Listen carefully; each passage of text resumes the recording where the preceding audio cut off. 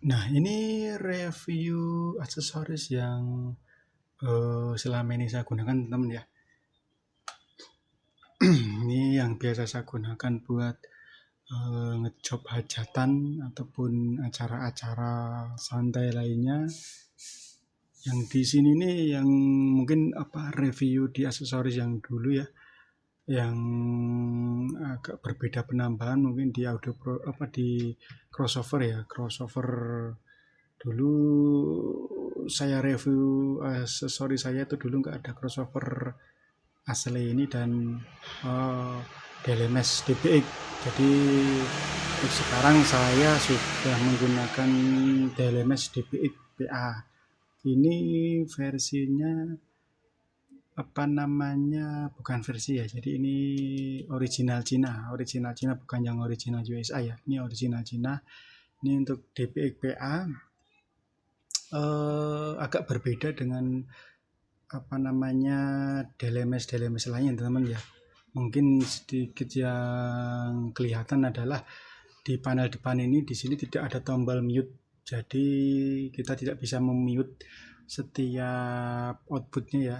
Jadi misalkan mid atau high mid low-nya kita mau mute satu-satu kita nggak bisa karena di situ tidak ada fitur buat mute-nya.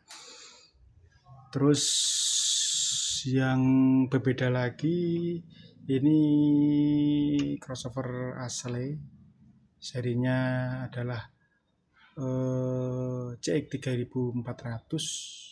Ini analog ya, ini yang saya gunakan sebelum saya menggunakan DPX PA ini, saya menggunakan ini.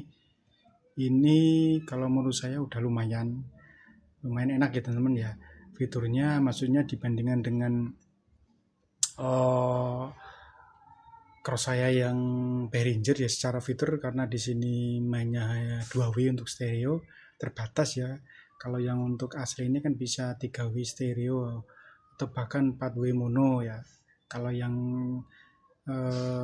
Behringer ini maksimal hanya di 3W mono. Cuman ada keuntungan ya, keuntungan dari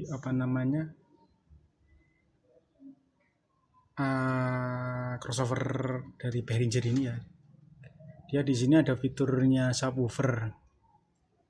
Ada fitur subwoofer tersendiri ya. Jadi kalau kita mau setting untuk khusus subwoofer kita ada sendiri. Gitu. Dan sekarang saya beralih menggunakan DLMS, menggunakan DPX ini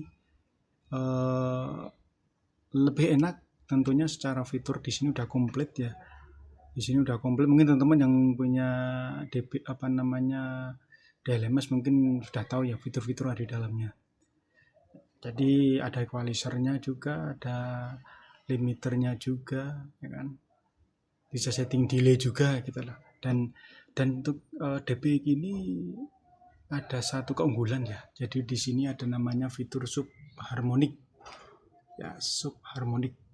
Mungkin berbeda dengan DLMS tipe lain yang tidak memiliki fitur itu mungkin ya. Karena saya juga belum memiliki atau belum pernah menggunakan DLMS selain dari DPX ini. Dan untuk mixernya seperti biasa saya menggunakan Yamaha tipe MG166C USB. Ini yang biasa saya gunakan walaupun saya masih punya satu mixer lagi. Ini yang bawahnya ini mixer yang dulu sebelum saya pakai Yamaha ini saya pakai mixer ini. Tapi semenjak saya pakai Yamaha ini jarang saya gunakan, cuman mungkin untuk acara-acara kecil saya baru menggunakan yang selain Yamaha. Kalau yang acara-acara hajatan itu saya gunakan untuk versi yang untuk mixer yang Yamaha ini. Enak teman-teman ya, walaupun istilahnya saya dulu beli second teman. Jadi saya dulu beli second dari salah satu teman yang ada di daerah Bekasi. Ini masih mahal dulu. Secondnya aja saya beli sekitar berapa ya, hampir 3 juta nggak salah ini. Hampir 3 juta. Lupa, udah lama banget saya beli itu. Terus selain aksesoris di sini saya yang biasa gunakan ini power saya nih. Ini yang bawah ini power 40 ampere kelas D BTL. Jadi masing-masing channel itu BTL. BTL kelas A, ini BTL A, ini BTL B. Ini menggunakan 40 ampere toroid. Untuk tegangannya masih menggunakan 55 VAC. Sebenarnya rekomendasinya bisa menggunakan 65 VAC. Cuman karena trafik yang saya miliki cuma 55, jadi saya gunakan 55 VAC ini untuk menghandle sub saya 18. Masing-masing main 4 ohm 2 box, jadi per channel 2 box, dan yang ini 2 box juga, jadi 4 box buat subwoofer 18 in. Terus yang ini kelas D juga teman-teman. Kelas D ini menggunakan 15 ampere 55 VAC CT. Ini biasa saya gunakan buat menghandle low-nya atau mid-nya 15 planar ini main 4 ohm juga. Jadi saya pakai ini buat satu sisi ini buat 15 main 4 ohm, dan yang sisi satunya ini saya pakai buat mid high. Buat nih, kalau nggak saya pakai itu dua itu ya biasanya pakai ini satu. Itu biasa kalau main satu sayap saja. Kalau misalkan main dua sayap itu biasanya 18-nya 2 sama nih mid high-nya. Ini saya pakai buat mid high. Jadi main di cross-nya sini saya cuma main 2W. Kalau main satu sayap ini saya gabung 18-15 dan mid high sama main 3W mono. Ya, di sini kan bisa setting 2W stereo, 3W stereo, bisa ya, maksimal 3W stereo. Itu ini 40 ampere kelas D BTL. Yang ini kelas D bukan BTL ya, non BTL, ini pakai 15 ampere 55. Yang ini biasa buat monitor. Ini pakai 10 ampere kelas D juga. Ini pakai 45. Nah, ini kelas AB ya. Kelas AB ini pakai trafo bekasnya ini sekitar 62 VAC. Tapi ampernya lebih besar yang ini lebih kecil. Ya biasanya saya pakai buat dorong 18 ini buat kontrol dalam, kontrol aja 18 sama kalau misalkan ini saya nggak pakai ini sama ini. Kalau nggak saya pakai yang ini. Nah, itu 12. Nah, kayak gini tuh ya. Jadi sound kecil ya. Sound buat di perumahan sudah lebih dari cukup untuk menghandle acara-acara yang semi outdoor ataupun acara-acara yang enggak terlalu gede ya. Jadi alhamdulillah masih lumayan cover.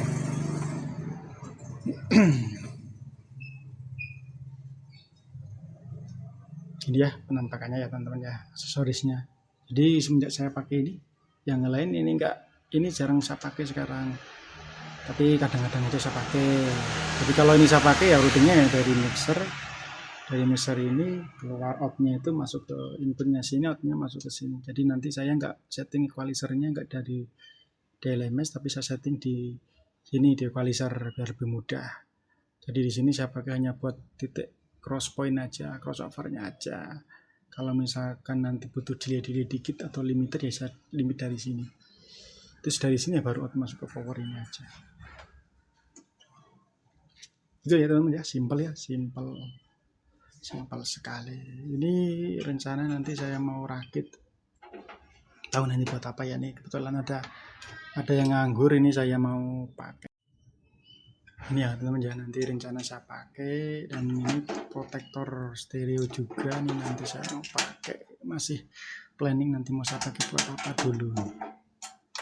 Mungkin mau rombak ini karena ini masih kecil, ini masih kecil. Drivernya finalnya masih kecil, jadi mungkin nanti saya mau rombak ini kan 8 set Toshiba nih.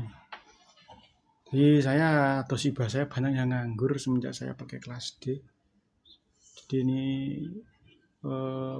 daripada nggak kepake, nanti saya mau rakit buat kontrol saja, yang buat yang ringan-ringan saja,